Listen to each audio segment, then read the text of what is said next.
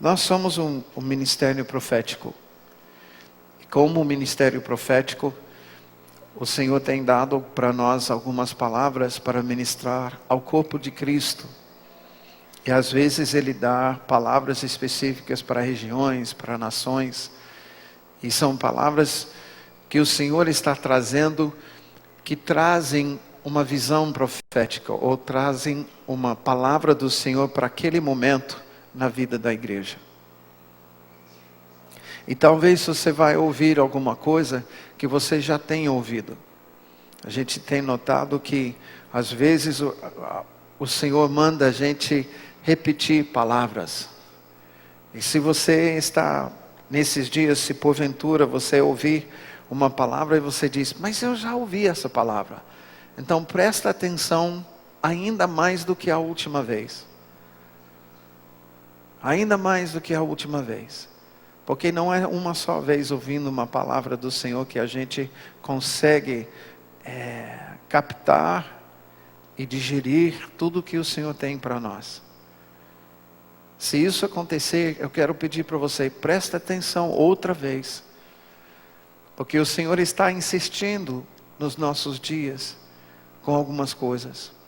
Quantos conhecem a palavra do Rio do Leão que nós temos pregado desde 99, 2000?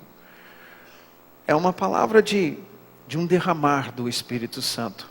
Tem muito a ver com o tema águas que saram e essas cataratas que a gente está vendo aí. Possivelmente nós estamos aqui e associados a essa congregação do Senhor aqui em Sapiranga por causa dessa palavra que a Vânia ouviu muitos anos atrás, quando eu estava compartilhando na Guatemala com um grupo. E diante dessa palavra houve uma ligação no Espírito entre nós. E consequentemente viemos e ministramos ao longo desses anos aqui, em várias conferências. Eu quero declarar que o Senhor está preparando um derramar do Espírito Santo muito, muito, muito grande para a nação brasileira. É algo que nós não temos visto. Eu estou falando de algo que vai se comparar com o primeiro Pentecostes em Jerusalém. Algo que vai se comparar com moveres do Espírito Santo em nações, que na verdade vai apenas se comparar porque vai ser muito além. O Senhor tem falado que vai ser 12 vezes maior do que se viu em Toronto em 1994. Eu falo isso não para fazer nenhuma competição com Toronto. Eu estou falando porque é o que o Senhor falou. E deu uma palavra profética comparando as cataratas do Iguaçu com as cataratas de Niágara, que na sua magnitude são 12 vezes maior do que Niágara. E essas águas se encontram na divisa entre Brasil e Argentina, como as cataratas do Niágara se encontram na divisa dos Estados Unidos com o Canadá. E o Senhor tem falado que Ele vai derramar seu Espírito sobre o Brasil, 12 vezes mais do que se viu. Um pouco mais, agora 13 anos atrás. Eu sei que essa congregação tem muito a ver com aquilo que aconteceu em Toronto. E muitos de vocês que têm participado até de ministrações em clínicas pastorais, os seminários para pastores, a escola de ministério e tal, que tem acontecido aqui, é fruto daquilo que Deus começou a fazer em 94 lá em Toronto, numa congregação que Deus tocou lá. Pois, eu digo em nome do Senhor, vai haver um derramar do Espírito Santo na nossa nação, 12 vezes mais do que se viu lá. Agora,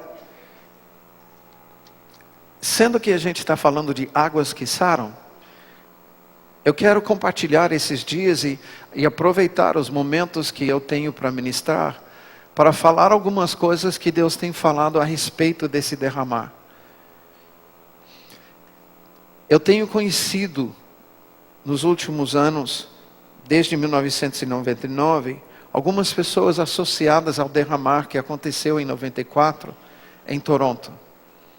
E todos eles afirmam que aquele derramar, aquilo que o Espírito Santo fez naquela época, ninguém estava esperando.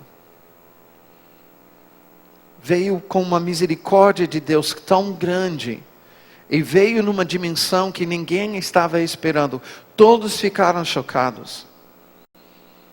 Noite após noite, atendendo pessoas e ministrando pessoas, e Deus tocando vidas e transformando vidas de uma forma sobrenatural. E eles não estavam esperando tal coisa. Deus tinha falado para eles orarem por um avivamento, por um toque de Deus. Mas a dimensão daquilo que aconteceu, eles não estavam esperando. Foi muito além daquilo que eles imaginavam. E eles falam, John Arnott, Randy Clark, outras pessoas associadas a esse mover, eles falam que foi um grande derramar de misericórdia da parte do Senhor. E desde então eles têm notado que Deus tem feito muito além daquilo que eles pudessem imaginar. A palavra que o Senhor tem dado para a nossa nação vem com palavras para qualificar aquilo que Deus vai fazer. Em se derramar, já estamos recebendo esse de Toronto, nós temos recebido em muitos lugares. É interessante, a gente faz um levantamento na igreja brasileira. Em 94 podemos observar na história da igreja vários derramares e pontos de incêndio do Espírito Santo, mesmo não sabendo nada a respeito de Toronto ou o que o Senhor fez lá no Canadá. Simultaneamente o Espírito Santo estava trabalhando, e quanto mais pessoas eu tenho conhecido nos últimos anos, eu tenho descoberto que essas pessoas receberam um toque ou uma mudança do Senhor na sua vida e ministério justamente em 94. Parece que em 94 o Espírito Santo estava agindo pelo mundo para posicionar a igreja de uma forma diferente.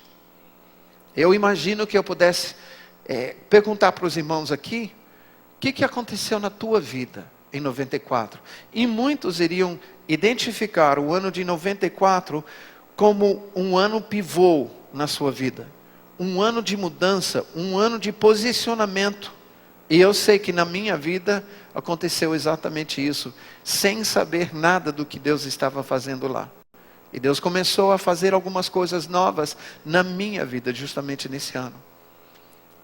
Foi em 96 que Deus começou a ministrar sobre a palavra do Rio do Leão, derramar 12 vezes mais.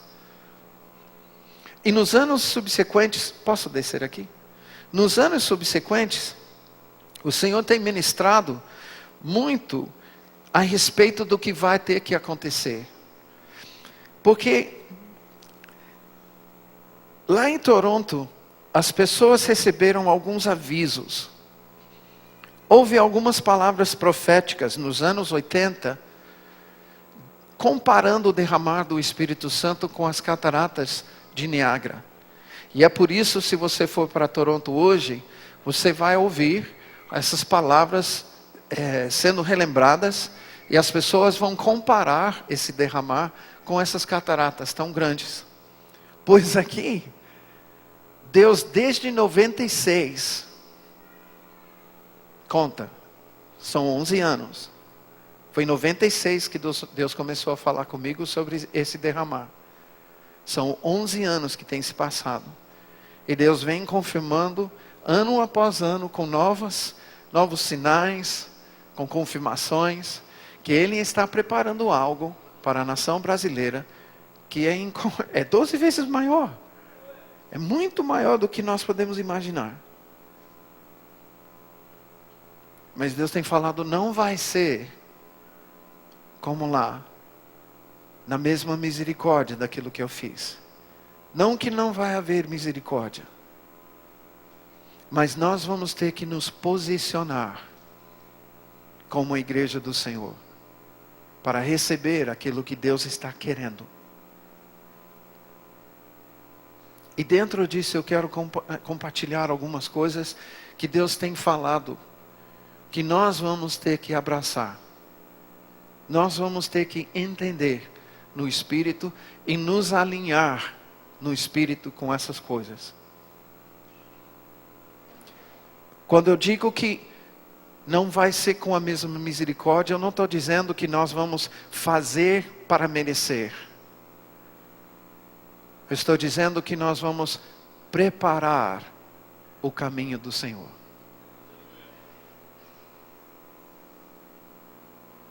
Eu estou dizendo que nós vamos nos alinhar em obediência com o Espírito Santo para receber algo que o Senhor está querendo derramar sobre nós.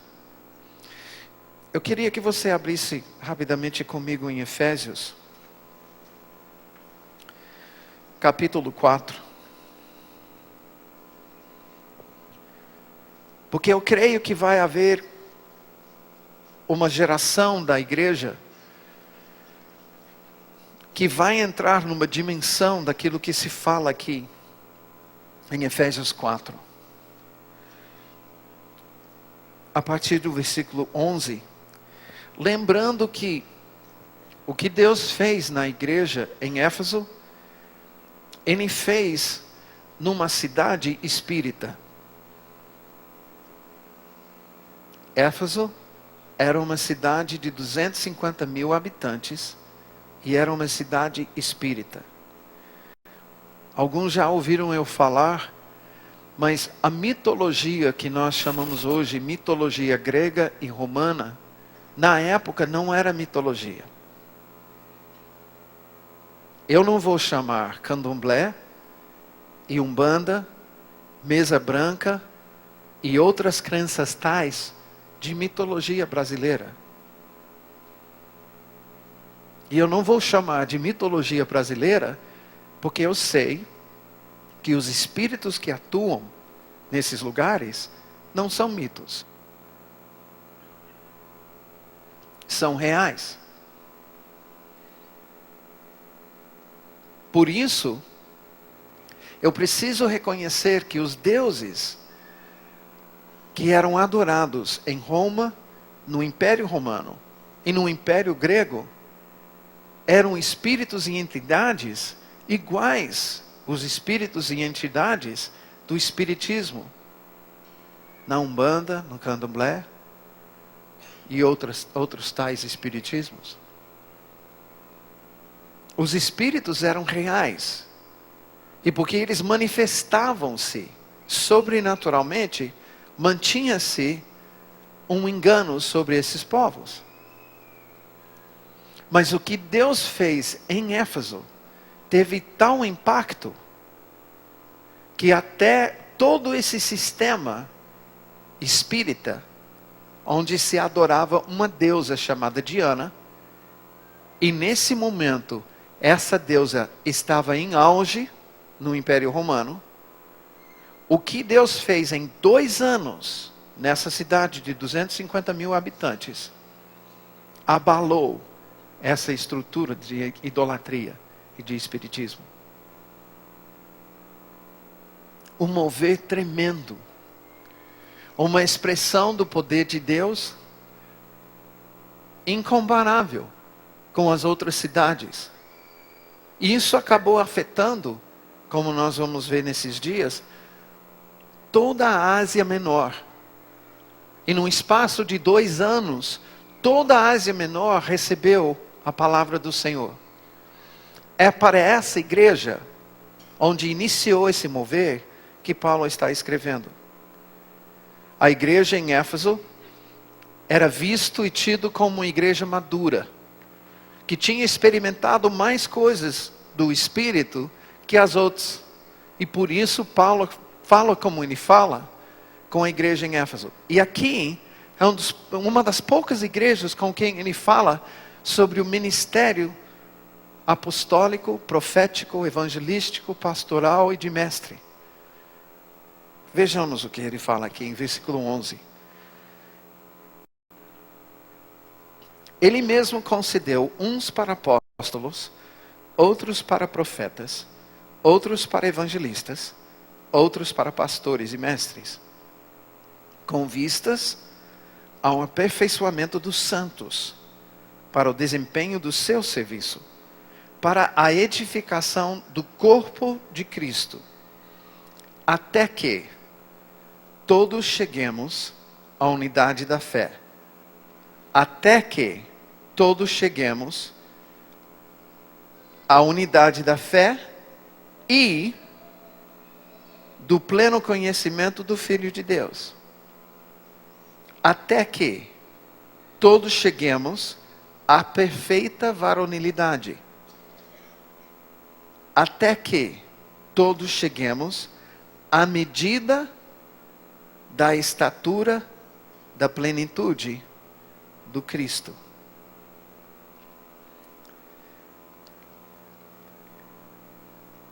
Essa passagem estabelece um alvo para a igreja que eu creio que nós não temos alcançado ainda, como igreja. Eu creio que há chão para a gente andar. E eu creio que há um estado da igreja que Deus está querendo nos levar a viver diante do mundo que a igreja ainda não vive. Aqui a palavra está dizendo que vai haver a manifestação de 5 ministérios: apóstolos, profetas, evangelistas, pastores e mestres, para que todos os santos cheguem a várias coisas. No final fala, até que todos cheguemos à medida da estatura da plenitude do Cristo. Para encurtar, isso significa que você e eu vamos andar na terra como Jesus andou na terra. Que nós vamos curar os enfermos como Jesus curava os enfermos. Nós vamos ressuscitar os mortos como Jesus ressuscitava os mortos. Até que todos cheguemos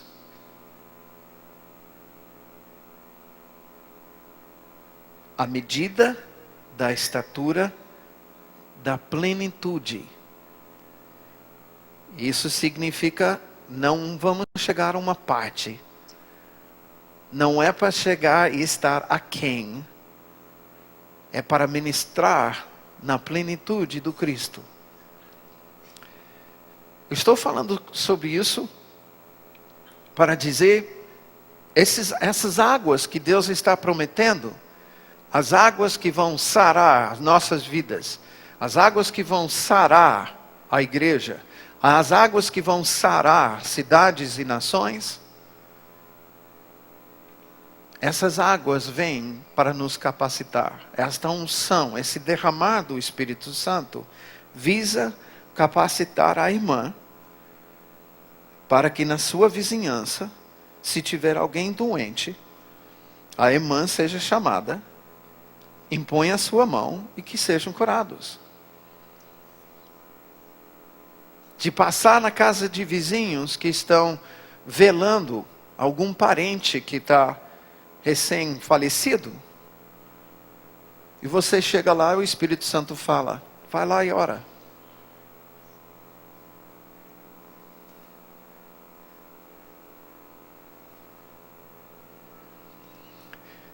Com isso estou afirmando, Deus está procurando uma geração da igreja em quem Ele possa conferir a mesma autoridade que foi conferido sobre Jesus.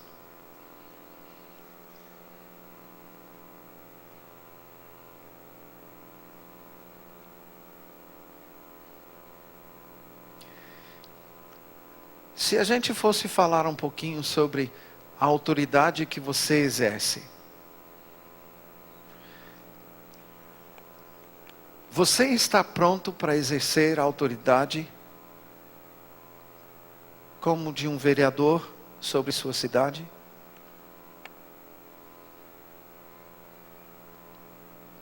Ou como um prefeito na sua cidade?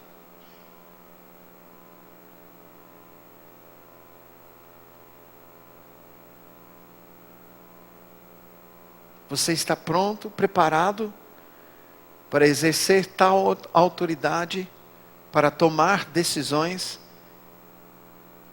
sobre a tua cidade? Eu não sei se você pensa como eu, mas colocando dessa forma eu começo a tremer nas bases. Mas eu falo sobre isso porque quando eu falo a respeito de conferir sobre nós a autoridade que Deus conferiu sobre Jesus, Jesus disse: toda a autoridade no céu e na terra me foi dada.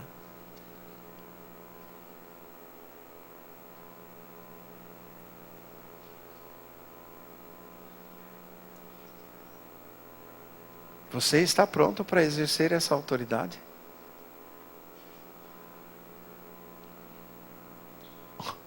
Eu declaro a meu respeito, eu acho que ainda não.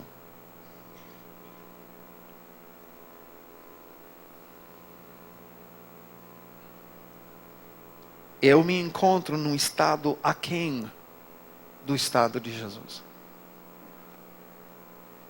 A santidade na minha vida não é igual à de Jesus. Isso tem a ver? Lógico, tem a ver. Tem muito a ver. Nós temos observado visitações de Deus. Nós temos acompanhado, muitos de nós aqui, temos acompanhado historicamente os momentos em que o Espírito Santo tem movido em nossa nação. Existem denominações na nossa nação que foram levantadas justamente no mover de Deus. Brasil para Cristo. Nos anos 50, 60, quando o Espírito Santo começou a mover, e muitas pessoas ressuscitaram. Muitas pessoas em cadeiras de rodas foram curadas. Pessoas aleijadas, curadas. Cegos, curados. Surdos, curados. Um grupo chamado Casa da Bênção. A igreja quadrangular tem uma história de nascer no mover do Espírito Santo desse. Mas os irmãos vão reconhecer comigo que muitas vezes nesses momentos de visitação e derramar do Espírito Santo, ao invés da unção chegar e purificar a igreja, os ministros e todos nós, todos os santos, houve rivalidade, houve o desejo de ser a igreja da unção, a igreja do poder, e de repente começa a se cobrar pela unção, pela oração. E cadê a palavra do Senhor? De graça recebeste, de graça dai.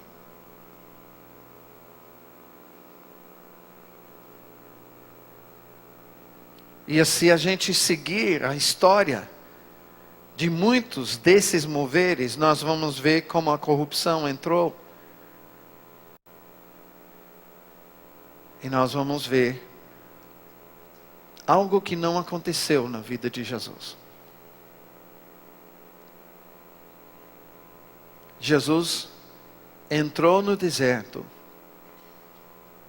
um carpinteiro,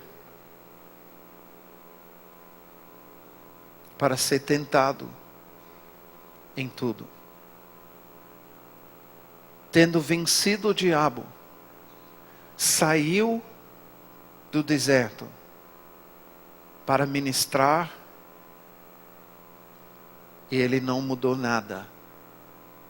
Nada a vida que ele vivia como filho de carpinteiro.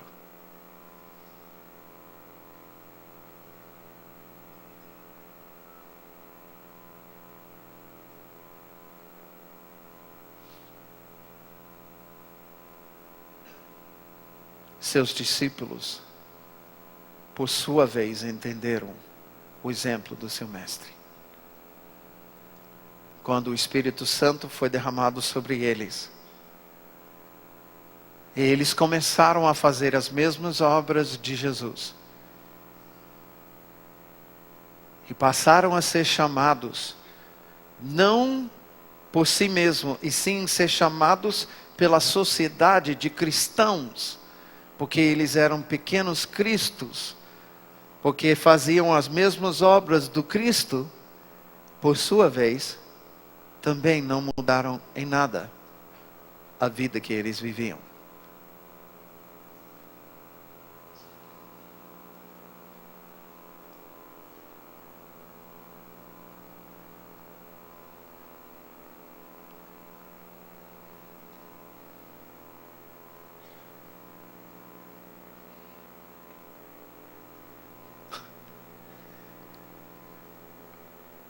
Você está sentindo o peso? Eu sinto.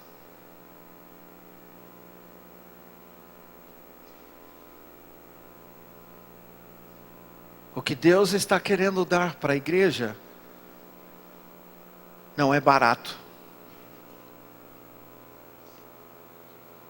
O que Deus está querendo conferir sobre os cristãos, discípulos de Jesus, sobre aqueles que creem que tem mais que Deus está querendo derramar, e eu creio.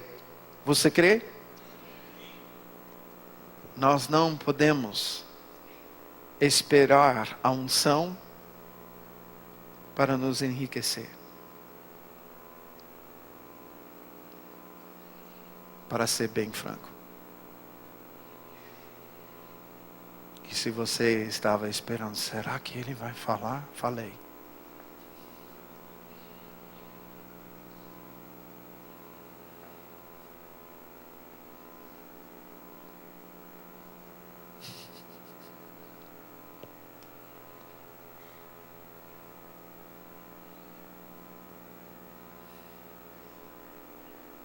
Hoje em dia parece que há um outro evangelho que está sendo pregado.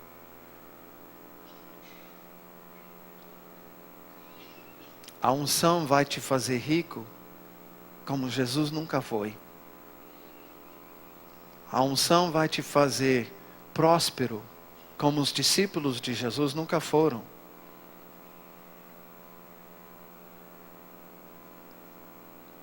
A unção e o título de apóstolo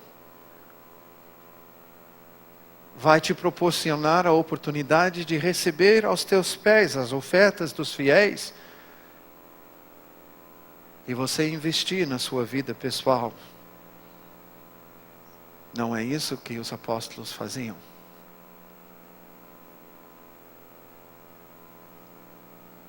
Eles distribuíam as ofertas entre os necessitados. Eles não ficavam com as ofertas.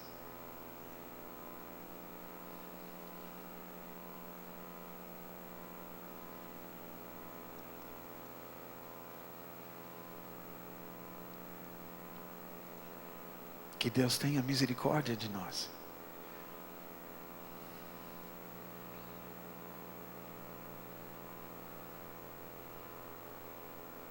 Deus está procurando aqueles que querem receber aquilo que Ele deseja derramar sobre nós, para que venha o reino.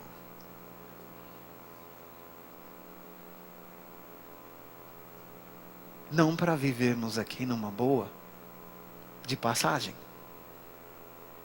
até que eu chegue no céu.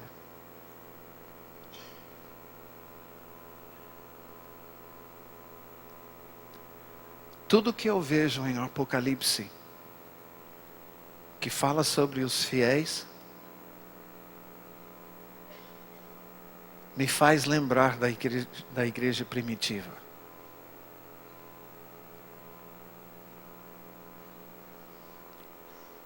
Eles estavam dispostos a morrer pela fé, dar tudo que tinham para que viesse o reino. Não viam o mundo como um lugar para ficar numa boa. E sim criam que Jesus queria estabelecer o seu reino. Portanto, tudo.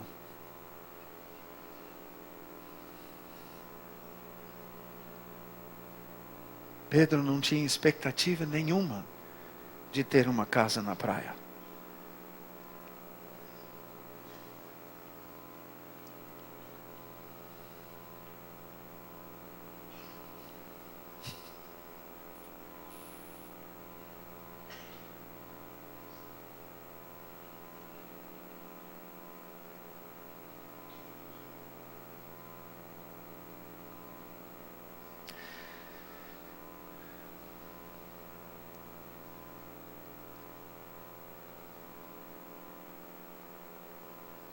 Que temor há em nós? E que temor não há?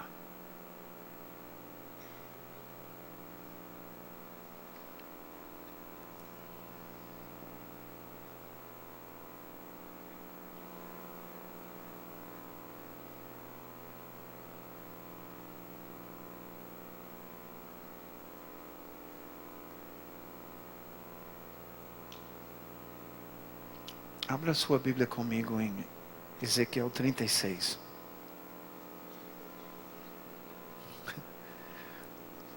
Hoje é chicote, tá?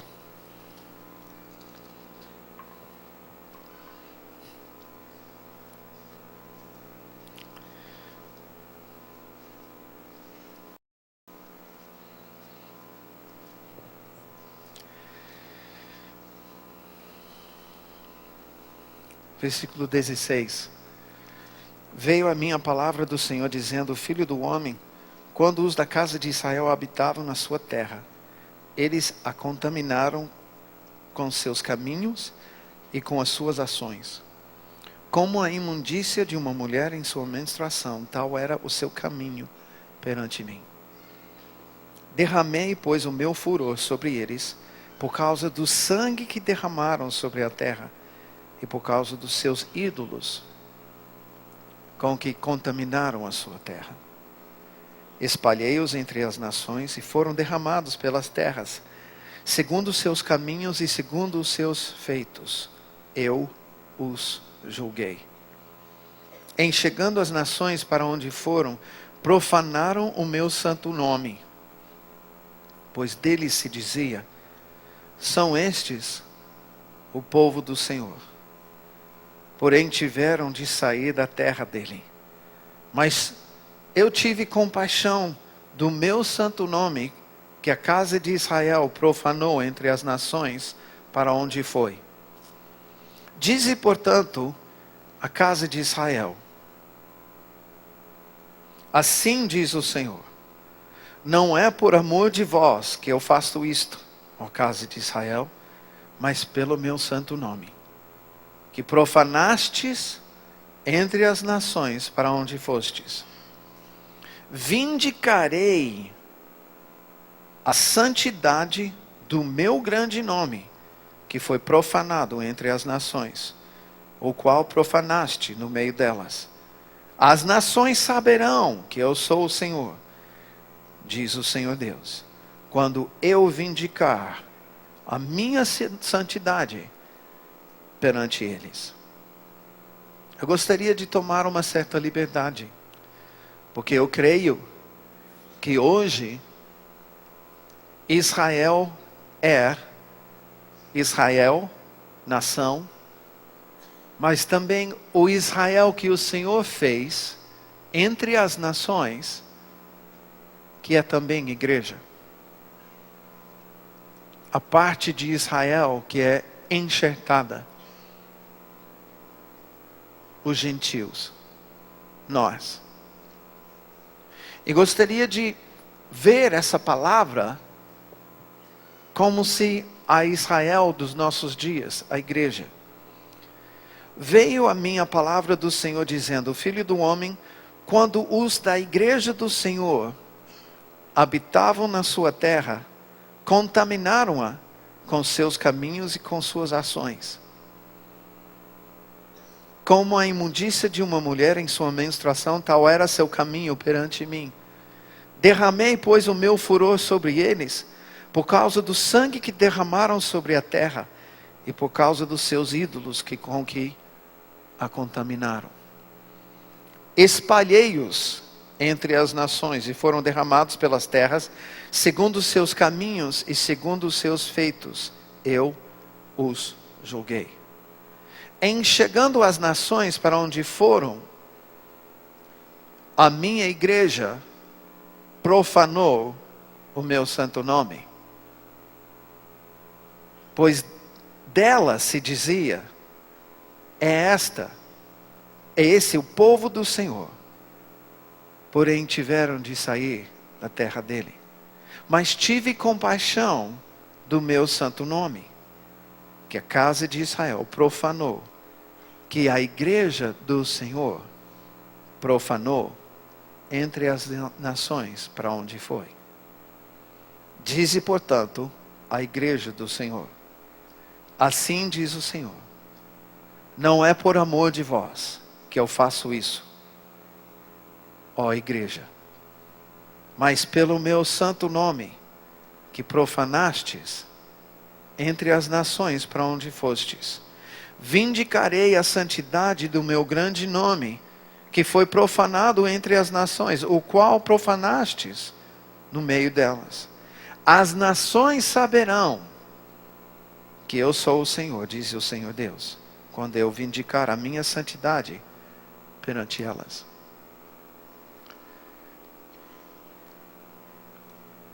Posso fazer alguns comentários? Nós vivemos em dias em que o mundo está avaliando a igreja.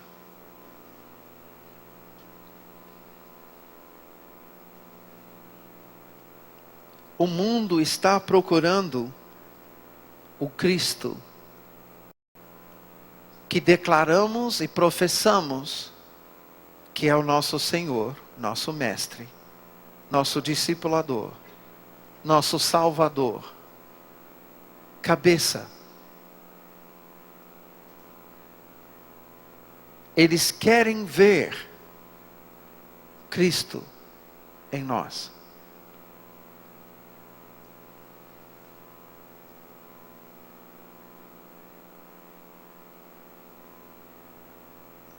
E o que estão vendo?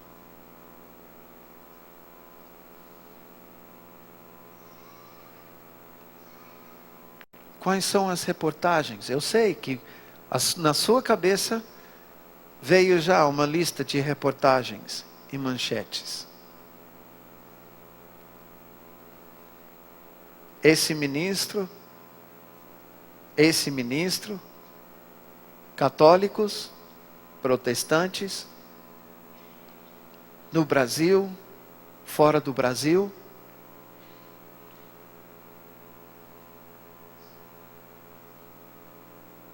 Eu não vou citar casos específicos. Eu podia citar N, mas eu não vou, por temor a Deus, sabendo que cada um de nós, nessa noite, vivemos passivos de errar do mesmo jeito que outros, pecar do mesmo jeito que outros pecaram.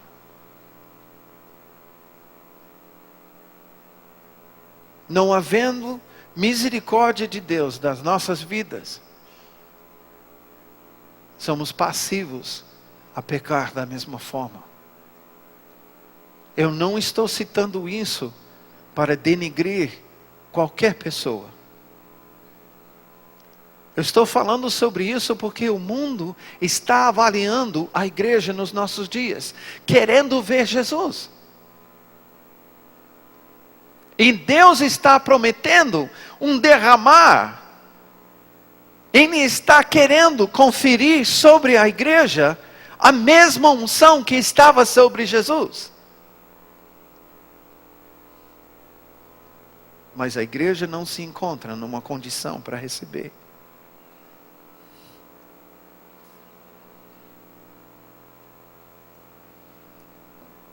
A igreja não se encontra no estado em que Jesus estava quando ele foi para o deserto para ser tentado em todas as coisas.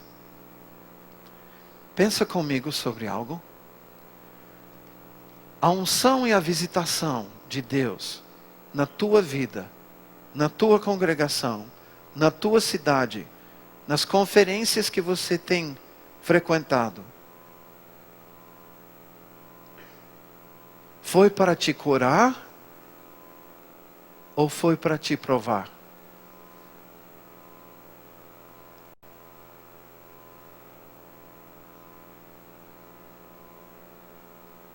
O que nós temos feito com a unção que nós recebemos? O pouco.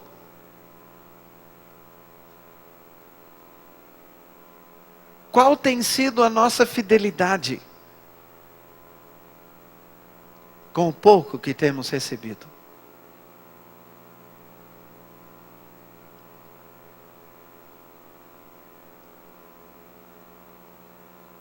O mundo está procurando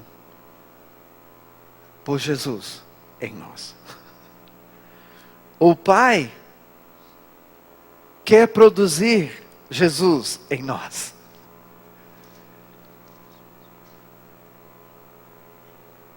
Frutos do Espírito, é isso. Dons do Espírito, é isso.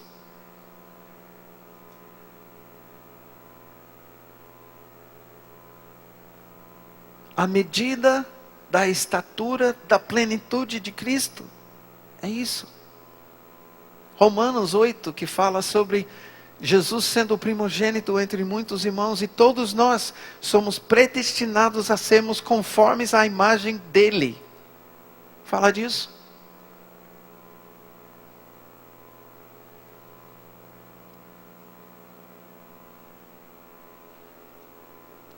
Mas estamos dispostos a viver desprendidos como ele? Ou estamos profanando o seu nome? Eu citei o caso de pessoas que são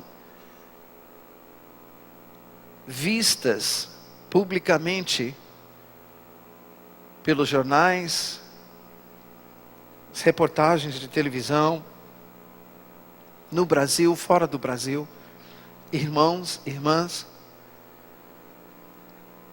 escândalos, decepções. Mas as pessoas onde você trabalha,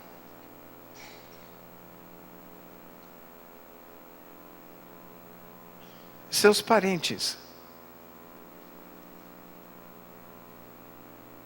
sua esposa, que não conhece a Jesus ainda, seu marido que não conhece Jesus ainda, seus filhos, seus pais, eles veem Jesus em você? Ou profanamos o nome do Senhor perante eles, como Israel profanou o nome do Senhor perante as nações?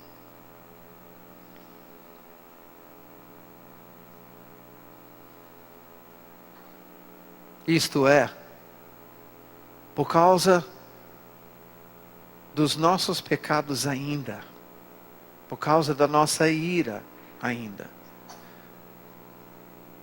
Vamos ver como Deus falou com a igreja em Éfeso. Lembra que Deus está falando com a igreja, Ele não está falando com as pessoas do mundo. Versículo 17. Isto, portanto, digo, e no Senhor testifico, que não mais andeis como também andam os gentios, na vaidade dos seus próprios pensamentos, obscurecidos de entendimento, alheios à vida de Deus, por causa da ignorância em que vivem, pela dureza do seu coração. Versículo 19 do capítulo 4. Os quais, tendo se tornado insensíveis, se entregaram à dissolução para avidez, com avidez, cometeram toda sorte de impureza. Que impureza que ele está falando aqui? A impureza que te passa na cabeça.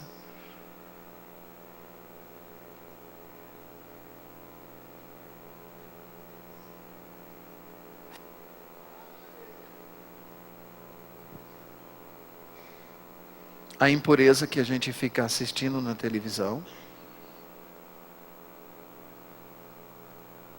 Que paga para assistir no cinema.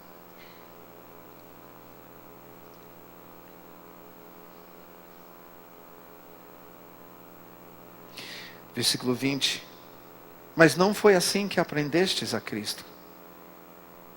Se é que de fato o tendes ouvido, e nele foste instruído, segundo é a verdade em Jesus. No sentido de que, quanto ao trato passado, vós despojeis do velho homem, que se corrompe, segundo as concupiscências do engano, e vos renovais no espírito do vosso entendimento, e vos revistais do novo homem, criado segundo Deus, em justiça e retidão, procedentes da verdade. Se isso é muito complicado, só segue. Por isso, deixando a mentira.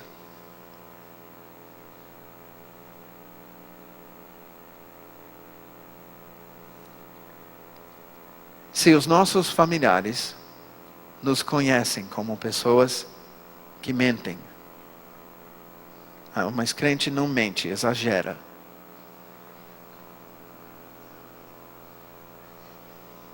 A gente ri porque isso se tornou ditado, né? Pelo menos no Paraná é um ditado, em muitas congregações. Crente não mente, exagera. Sabe por quê? Porque tinha tanto crente mentindo.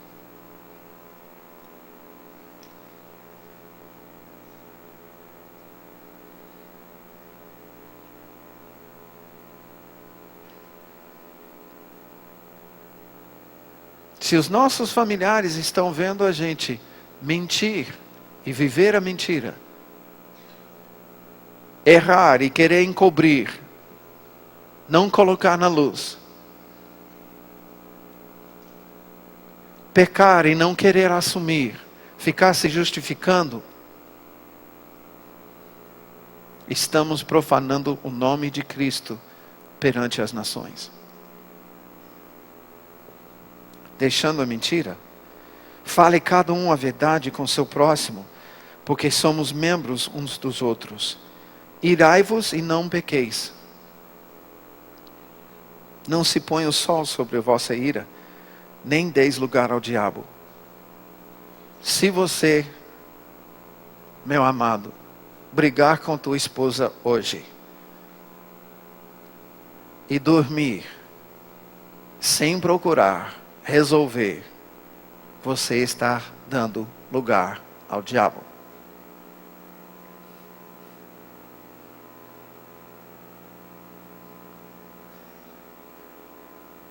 E se você é crente e o seu cônjuge não é,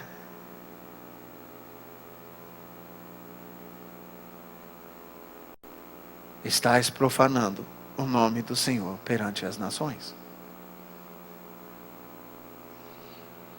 Aquele que furtava, não furte mais.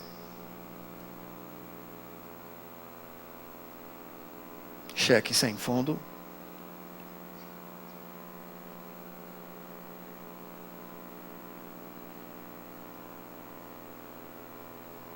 Qual é a diferença entre o ladrão que entra na minha casa com uma arma e me tira R$300 da minha carteira, e o meu irmão que contrata um serviço comigo e não me paga nunca esses R$300? É ladrão do mesmo jeito.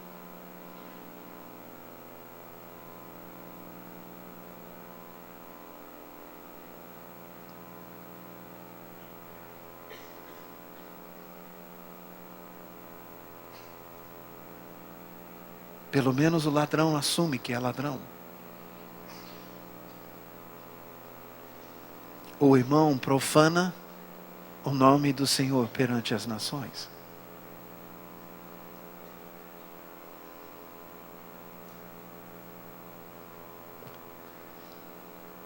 Aquele que furtava, não furte mais. Antes trabalhe, fazendo com as próprias mãos o que é bom, para que tenha com que acudir ao necessitado.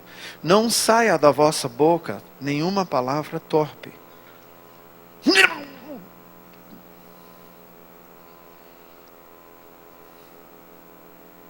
Preencha a lacuna com o que te veio à cabeça. E sim, unicamente a palavra que for boa para a edificação, conforme a necessidade, e assim transmita graça aos que ouvem. Não entristeçais o Espírito de Deus, no qual fostes selados para o dia da redenção. Longe de vós. E ele está falando com a igreja, ele não está falando com o mundo. Longe de vós toda amargura, cólera, ira, gritaria. Se os teus filhos te conhecem pela gritaria, você está profanando o nome do Senhor perante as nações. Blasfêmias. E bem assim, toda malícia.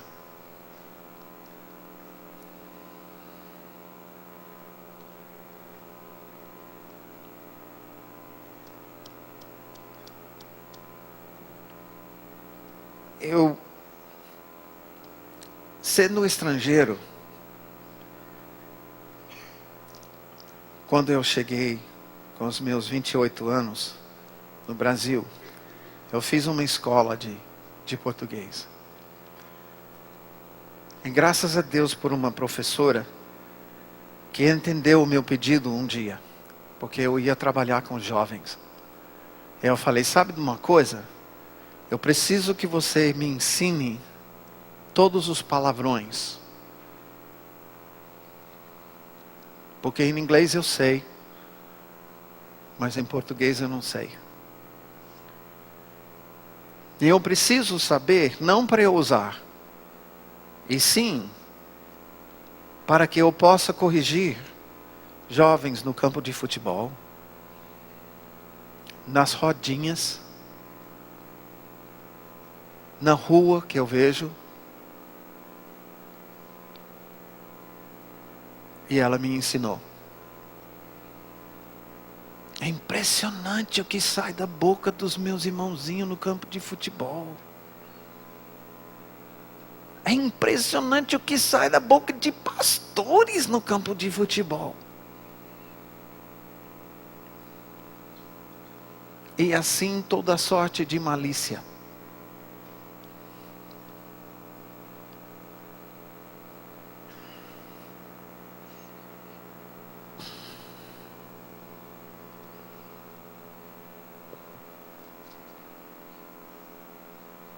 Antes sede uns para com os outros benignos, compassivos, perdoando-vos uns aos outros, como também Deus em Cristo vos perdoou. Sede, pois, imitadores de Deus como filhos amados, e andai em amor, como também Cristo nos amou, e se entregou a si mesmo por nós, como oferta e sacrifício a Deus, em aroma suave.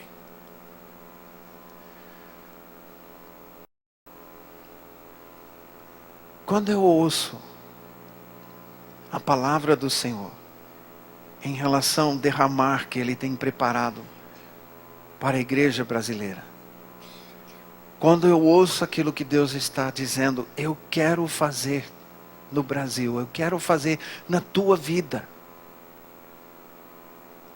eu fico com um temor. Porque eu ouço as palavras de Ezequiel.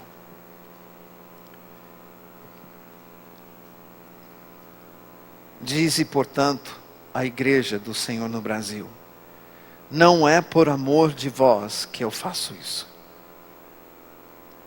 ó igreja do Brasil. Mas pelo meu santo nome, que profanaste entre as nações para onde fostes, vindicarei a santidade do meu grande nome, que foi profanado entre as nações, o qual profanaste no meio delas. As nações, o Brasil e todas as nações, saberão que eu sou o Senhor, quando eu vindicar a minha santidade perante elas. Versículo 31, ele repete tudo o que está falando. E isso me gera um temor, porque quando Deus fala duas vezes no mesmo texto, a mesma coisa, ele não está brincando. Diz, então vos lembrareis dos vossos maus caminhos e dos vossos feitos que não foram bons. Tereis nojo de vós mesmos, por causa das vossas iniquidades e das vossas abominações.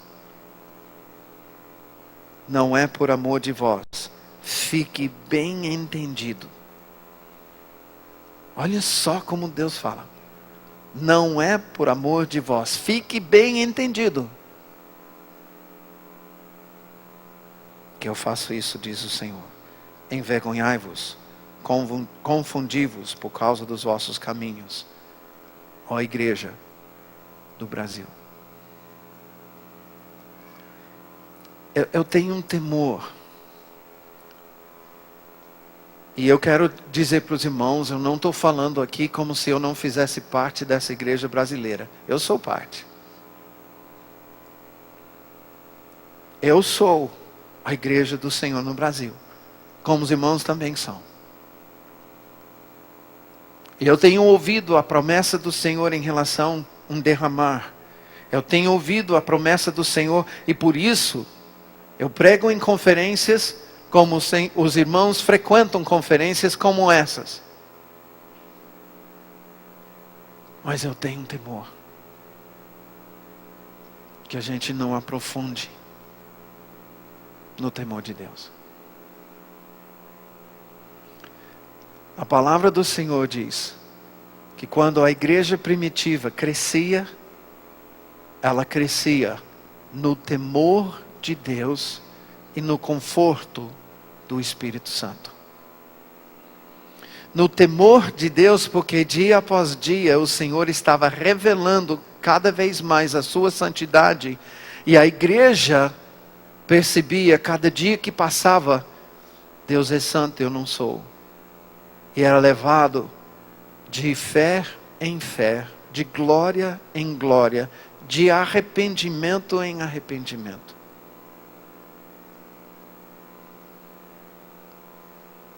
E no consolo, no conforto do Espírito Santo, porque a igreja estava disposta a passar pela perseguição que fosse, para que viesse o reino de Deus. A igreja não estava, naquela época, querendo acumular, querendo uma vida boa. A igreja queria o reino de Deus mais que qualquer outra coisa.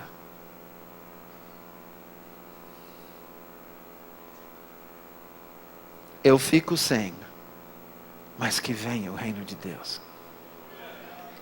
Eu pago o preço que for, mas que venha o reino de Deus.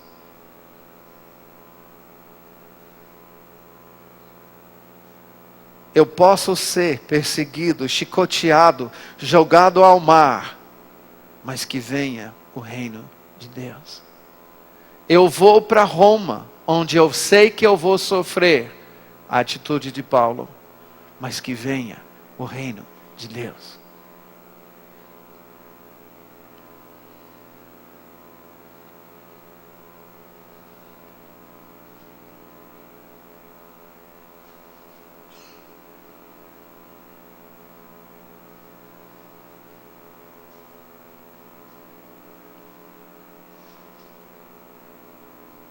Eu não quero nada que o sistema do mundo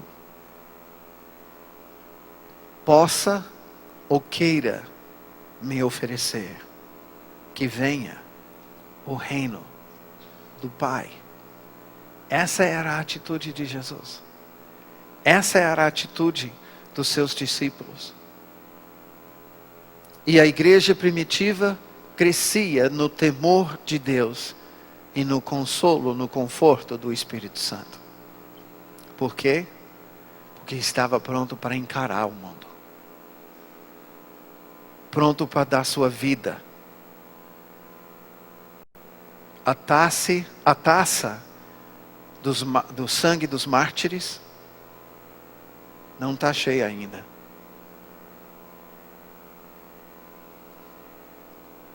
Quando eu vou para Apocalipse fala que vai haver pessoas decapitadas por crer em Jesus ainda. Pessoas que vão dar as suas vidas ainda. Nós estamos entendendo um evangelho que não está falando do que nós estamos lendo na palavra.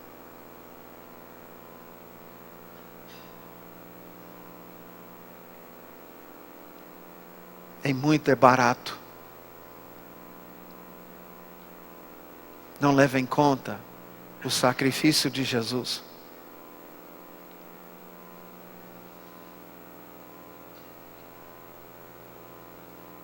O preço que ele pagou é o preço que seus seguidores pagaram para andar no mesmo caminho que ele andou. Para ver o Império Romano se converter, mudar.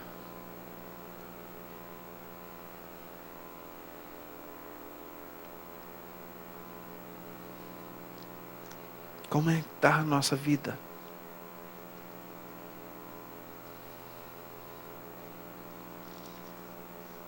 Queremos águas que saram? Ou queremos uma praia para brincar?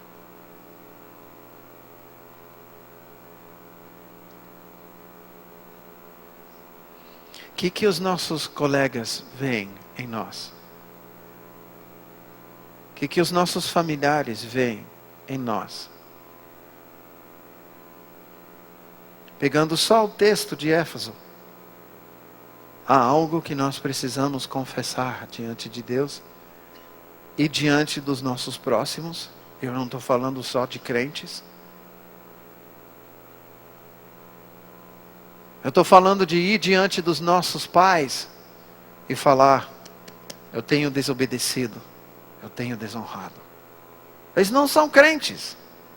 Talvez seja por causa do seu orgulho, da sua soberba que eles não sejam. Porque dizer-se crente e viver safadeza em casa,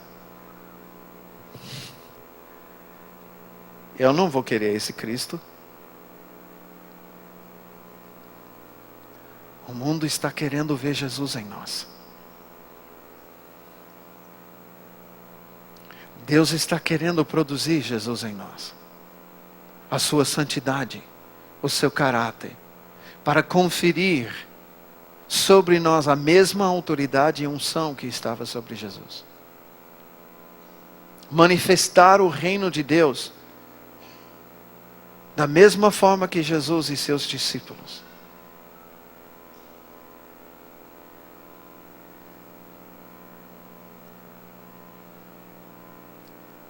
Quando você começar a ressuscitar os mortos, e os reis começam a oferecer jatos e férias e uma casa nas montanhas para ir lá e orar com o filho do rei que acaba de morrer.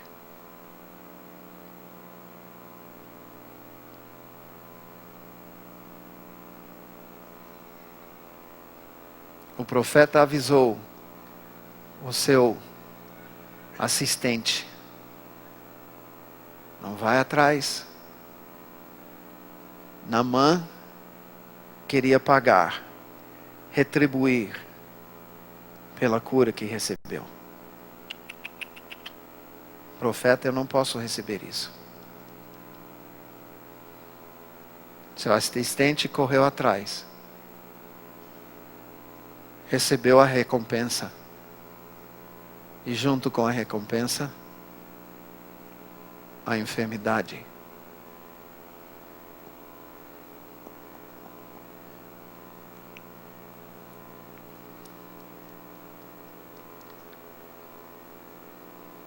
Eu estou falando de algo que Deus está querendo fazer em nós, antes de derramar e conferir a autoridade que estava em Jesus, para que possamos andar no mesmo caminho que Jesus abriu para nós.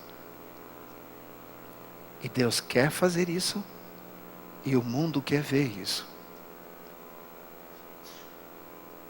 O mundo está querendo ver a integridade de Jesus. O mundo está querendo ver sim, sim, não, não de Jesus. O mundo está querendo ver o amor de Deus manifesto em casamentos e lares, que vão tocar bairros inteiros.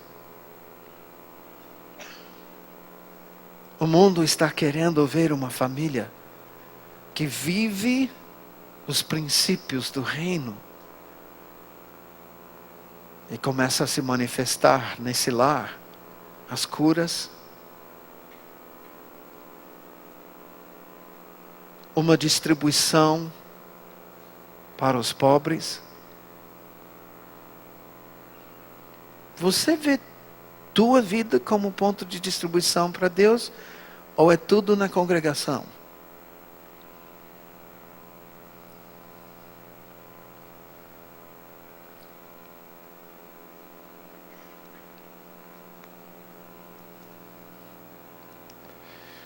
Cada dia que passa, eu fico com temor, porque eu estou vendo ao nosso redor se levantar Sodoma e Gomorra.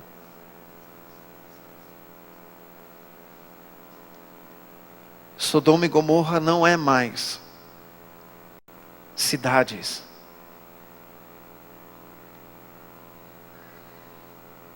Duas cidades praticamente emendadas.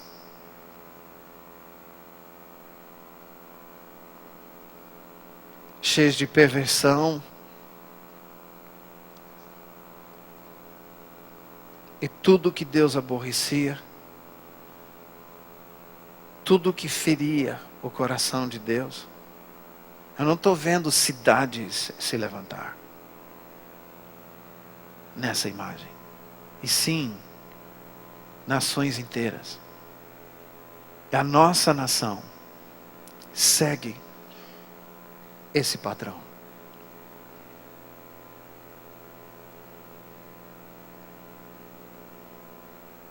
Enquanto manifestações da igreja foram negadas em São Paulo, na Avenida Paulista, na semana passada foi aprovado a parada gay, porque é a maior parada gay do mundo. Em São Paulo.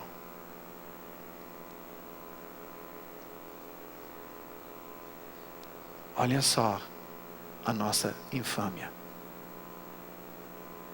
Sodoma e Gomorra se levantando. Mas em muito porque dentro da igreja nós não vivemos os padrões do Senhor.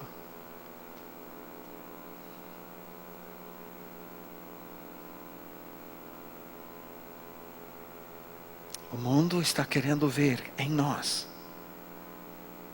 Jesus. Deus está prometendo um derramar, onde Ele quer revelar Jesus em nós. Mas Ele quer nos preparar. Eu sei que essa palavra é pesada. Celso.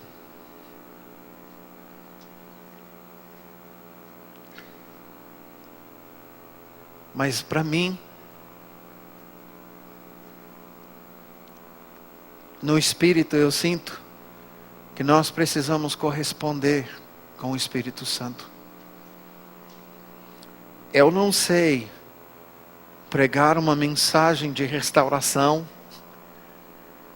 pregar uma mensagem sobre o reino de Deus, o derramar do Espírito Santo, sem pregar arrependimento. E a gente, como igreja, está precisando se aprofundar mais no entendimento. A santidade do Senhor e o comprometimento que nós temos deixado entrar em nossas vidas. Eu não estou falando das estruturas eclesiásticas agora. Eu estou falando nos nossos casamentos, nas nossas famílias, nos nossos relacionamentos com os pais, com os filhos, com os parentes, com os colegas. Porque essas pessoas estão querendo ver Cristo em nós. Quando Deus fala em vindicar a santidade do seu grande nome, Ele fazia isso de duas formas. De duas formas. Quando Ele chamava Israel ao arrependimento, e Israel se arrependia, Deus sarava a terra. E literalmente, onde não havia água, Deus fazia brotar águas do chão. Onde havia fome, Deus fazia a terra produzir. Onde havia pragas, Deus sarava a terra e fazia a terra brotar e frutificar. Onde havia esterilidade, tanto nas mulheres quanto em animais, Deus curava e abria a madre e abençoava. E assim Ele vindicava a santidade do seu grande nome, porque o povo se arrependia. Mas havia uma outra forma que Deus vindicava seu grande nome, a santidade do seu grande nome, com castigo. As nações viram o que Deus fez quando Ele espalhou Israel entre as nações. E esse fato deve gerar um temor em nós muito grande como igreja. Deus avisou em Levítico 26, quando Ele tirou o povo de Israel do Egito. Ele disse: se você desobedecer, eu vou te espalhar entre as nações. E eu pergunto para você, na história de Israel, Deus espalhou Israel entre as nações? Até para o Brasil. Existe uma nação, um povo, que já foi espalhado entre todas as nações: Israel. Deus fez com castigo o que Ele prometeu a fazer com essa nação. Esse fato devia gerar em nós um temor tão grande. Deus não está brincando. E ainda mais Ele disse que faria desse povo uma nação de novo. E Ele já fez isso, recolhendo Israel das nações. Isso está acontecendo em nossos dias. Isso devia gerar em nós um temor. Deus não está brincando.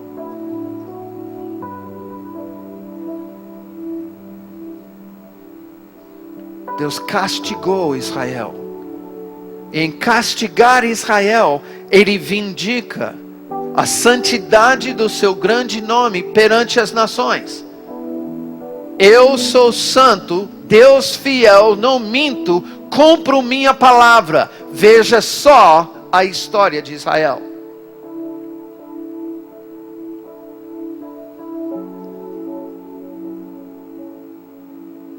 Não será diferente conosco. Eu tenho um temor porque em nossos dias eu estou vendo o Senhor envergonhar a igreja perante a sociedade. Ele está pegando os pecados da igreja, que a igreja não confessa, que a igreja tem uma dureza de coração, e ele está expondo a vergonha da igreja perante as nações.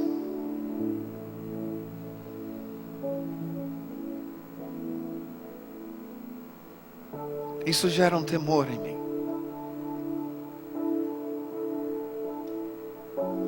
Como ministro, eu quero andar numa linha diante do Senhor, em santidade. Não é legalismo, não. Eu não quero sair do caminho do Senhor. Eu não quero ferir o coração de Deus. Eu não quero deixar a comunhão com o Senhor.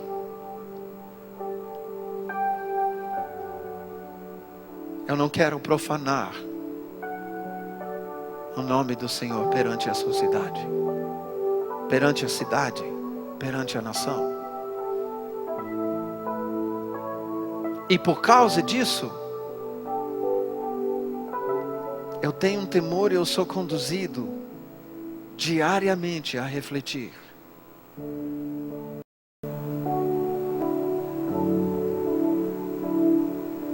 Meu caminhar hoje, perante minha esposa, perante os meus filhos, perante os colegas no ministério, perante a igreja do Senhor.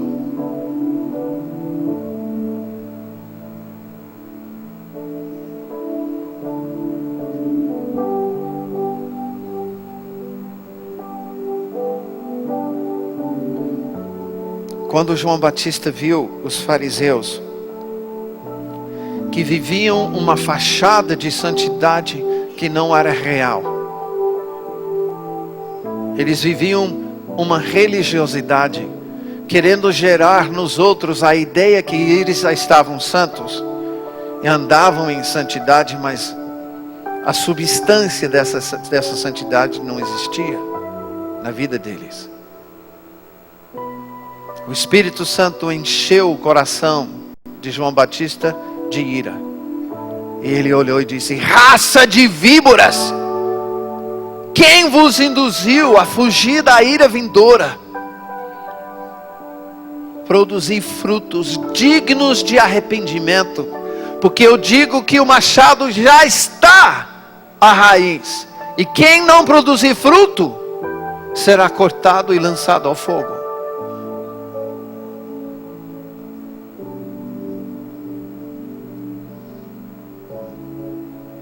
Será que somos mais uma geração, mais uma leva de fariseus? Eu confesso que eu temo isso no mover do Espírito.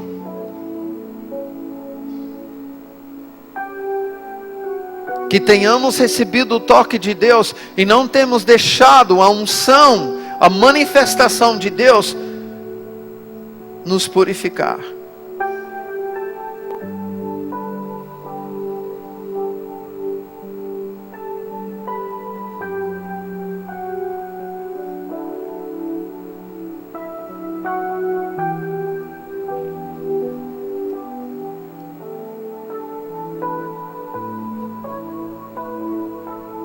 Não é por amor de vós, e sim pela santidade do meu grande nome, diz o Senhor, para que todas as nações saibam que Ele é o Senhor, Ele é santo.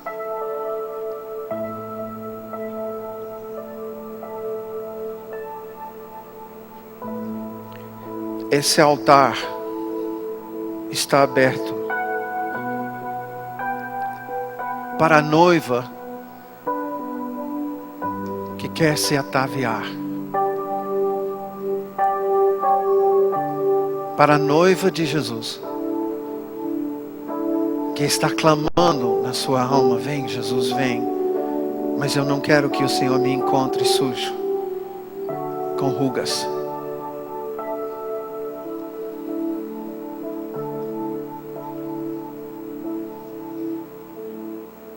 façamos desse lugar um altar para confessar, para pedir perdão em relação àquilo que o Espírito Santo está falando conosco.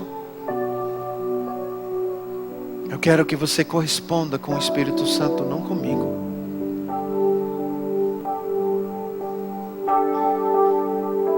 Aquilo que você está profanando o nome do Senhor perante familiares, colegas, parentes, vizinhos, você precisa confessar. E confessar significa você concordar com Deus.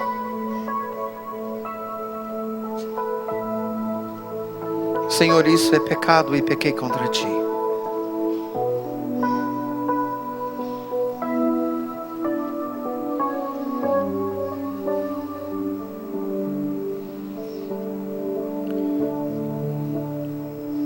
Senhor, derrama sobre nós o espírito de graça e súplicas. Espírito Santo, abra a nossa visão espiritual para ver aquele a quem traspassamos. Aquele que levou sobre si a nossa iniquidade, que se fez pecado por nós.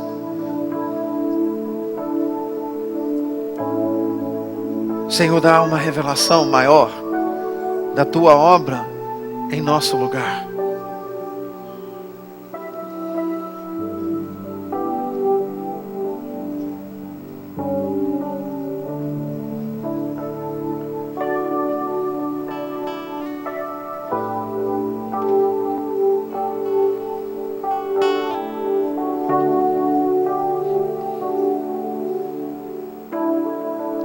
Eu quero te encorajar a confessar diante do Senhor, dando nome aos bois, falando tintim por tintim, conforme o Espírito Santo te ministrar. Em voz alta é suficiente para o diabo ouvir a tua confissão, porque ele não lê a nossa mente.